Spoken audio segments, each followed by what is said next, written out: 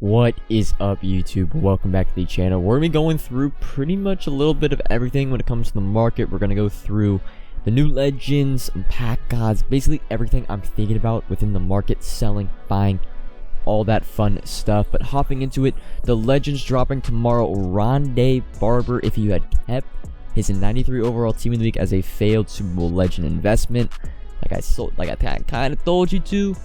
We're chilling, right? Yeah, he's a little short, 5'10", good speed. Man-to-man archetype isn't the best for next gen.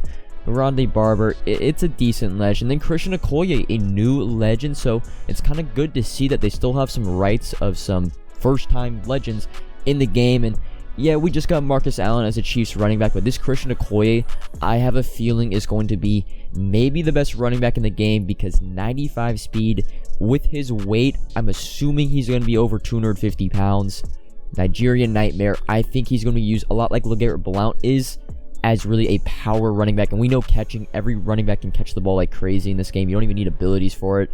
Christian Okoye, dope legend. I wish the timing of it was a little bit different since we just got Marcus Allen, but it's whatever. Looking at Rondé Barber's Team of the Week card, he hasn't gone up crazy amounts, but again, his card is not the best as a legend. We are buying pretty much under 70k. I bought some of mine even at 60,000 coins. For me, anything over 100k is solid. A little bit of a bailout for Rondé Barber. As you see coins going off in the background. I am selling off a lot, and we'll get into it like lazy selling a lot of my failed Super Bowl past investments. But the big thing this morning that I was really kind of curious about was, are we going to get an odds boost? Because the odds boost really is going to determine my entire basically plan of attack this weekend. Whether it's going to be going crazy on Super Bowl present, NFL honors, and even ultimate legend investments. But we didn't get an odds boost, which in my opinion for us and for me personally, it's a good thing because I was looking more to sell this weekend and then looking to buy maybe next weekend or whenever the odds boost drop, go crazy in ultimate legend investments. But what does that mean?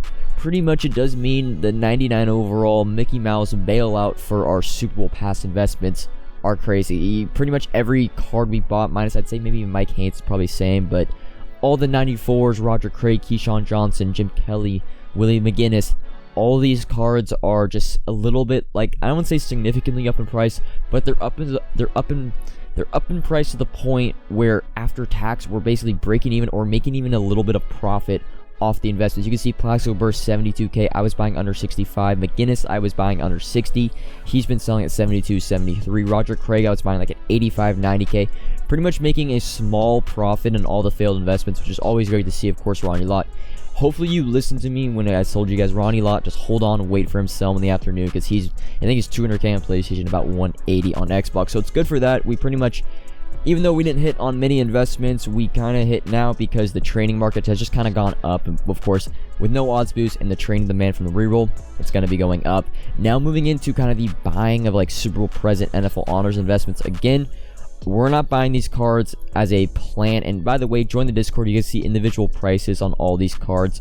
They're a little bit inflated because without the odds boost, they kind of crept up on the market since yesterday. But I still am looking to buy some like Joe Mixon, Trey Hendrickson, even Jesse Bates, Aaron Donald. However, the plan with these is a little bit different when it comes to investing. We are buying these with the intention of selling like Wednesday night before the Thursday reveal, before the Thursday award show for NFL honors cards, just because, well, the majority of the community, like, yes, we kind of know who's getting the NFL present cards. There's not a lot of options, especially for the Rams. Cooper Kupp's probably going to get an honors card, and a lot of their, like, big-name players have recently gone upgrades. You got Von Miller, OBJ.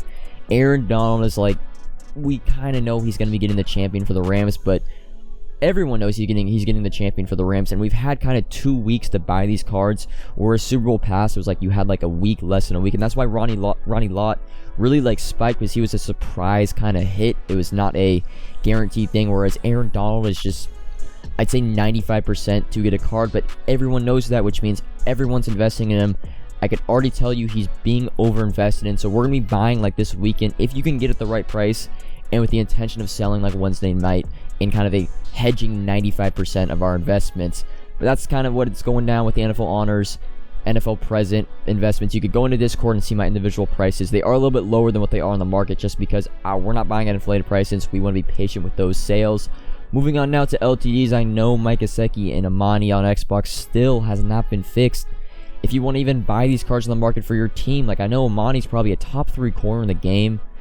if you're on Xbox, you're out of luck. The best thing you can do, I say, I've been doing it, tweet at EA, tweet at NFL Direct, basically. Anytime they tweet out, reply saying, fix Amani, fix Gesicki on the Xbox market. It's the least we can do. Well, for the LTDs this week, I do kind of like their investments. They're two of the cheapest non-reroll LTDs we've seen in the game. Bradley Chubb, I've been buying at under 305,000. I've gotten a few. And then Calvin Ridley, anything under 350k, I really like. Said when monthlies drop, I know it's a little bit after monthlies have dropped to buy when monthlies drop, but you can probably still pick up some guys like Calvin Ridley for 350, Bradley Chubb under 305. I think very safe investments as long as we don't get the 100 coin glitch, which we haven't gotten all year, but we'll see. I won't take anything for granted anymore when it comes to investments. Super Bowl LTDs now, Marcus Allen to Marcus Ware. Am I buying them? Yes, one more than the other. Marcus Allen, I am much more eager to buy. He's a standalone new legend. You only need the power up to, of course, power him up, unlike the Marcus Ware, where you need the legend and the Ghost of Madden pass. Now, Marcus Allen power up is very expensive, and I kind of can see a Marcus Allen situation where the power up goes down, LTD goes up. Of course, Marcus Allen is in packs till tomorrow or Sunday morning, him and Ware. Marcus Allen's price, anything really under 290 I like. I would say to be safe, try to get in for under 285. I'm pretty sure these cards get listed every single second, probably for under 285. So 285 or less for Marcus Allen.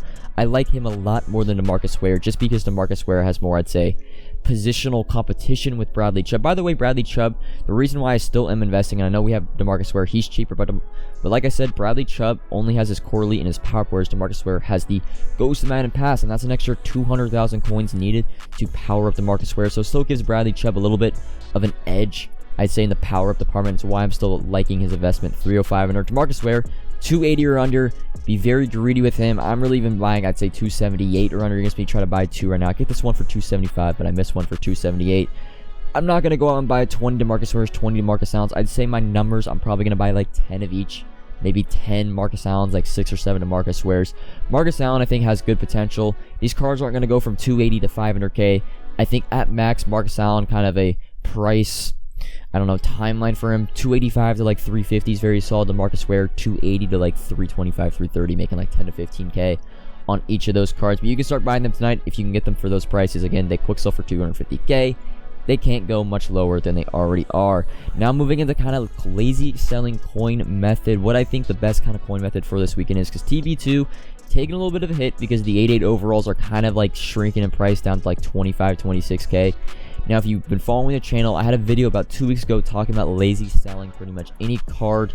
If you just go in the non-filtered price, like 90 overalls through 94, you can sell kind of at a little bit of an inflated price after it hits the under like 30-minute mark. But you can kind of turn this into a little bit of a coin method. I think the best overall to do this with is a 90 overall. They're lazy selling, and again, you're gonna have to check the market for whenever you want to do this. They're kind of selling for around like 32, I'd say 32.5k.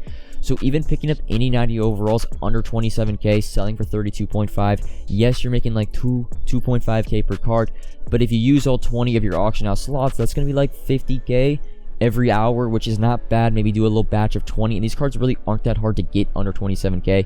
You're gonna see me actually go to Team of the Week and pick some up for 23 and 24k. You can make kind of just as a like side hustle, like pick up 20, list 20, go do some solos, play some weekly, kind of as a, yeah, like I said, a side hustle. You're not going to make an insane amount, but it's very like consistent, safe profit, making 2 to 3k per card after the 30-minute mark. They should all sell. And of course, you can do this with 91 overalls, 92, 93, 94. I think 90 overalls, I think, are just the safest. They're probably the easiest to snipe because there's just more of them getting listed on the auction house. But yeah, I think that's it for this little video, kind of like a Market Monday-esque video on a Friday afternoon. Don't know. I want to do the gap video whenever we get an odds boost, because that'll mean the gap pack gets updated. I don't know the video I'm going to be putting up tomorrow. It's either going to be a no money spent. It might be a gap.